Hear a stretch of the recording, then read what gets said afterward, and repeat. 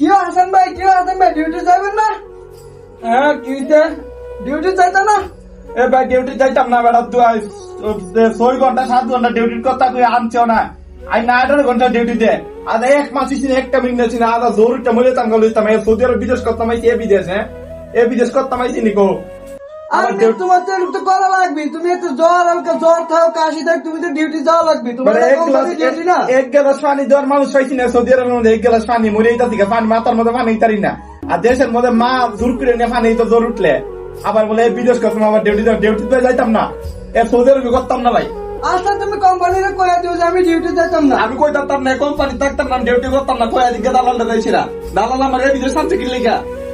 আমি এই বিদেশে বললে বুঝতাম না একবার এই বিদেশে নামু। হ্যাঁ আপনিও তো একটা বার ভাই আপনি আমার লোকের সিটের বেরোলে একটা বার জিঙ্গাইছেন না।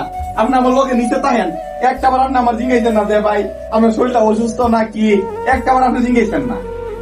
আমি তো ডিউটি করে এখন কোন আপনার আমি জিজ্ঞাম কিভাবে কোন একটা বার লোকের বেগনার অত বেগনা ভাই জিঙ্গে। আপনি তো আমার আপন মানুষ, আপনি তো লোকে তাই না, আপনার লোকের দুঃখ সুখ সব শেয়ার করে। আপনি কি না আমার একটা বার জিঙ্গাইছেন না যে ভাই আপনার শরীর খারাপ না, আপনি ডিউটি যান না গেলে আজকাল 2 দিন পরে মরার টিকা উঠতে আইছি ভাই। চাপ না আমার অতদিন পরে জিঙ্গান যে আমি ডিউটির জন্য গেলে আমি ভাই বিদেশ করতাম না, আমি আর বিদেশ করতাম না, আমি সৌদি আরব যাবো গা।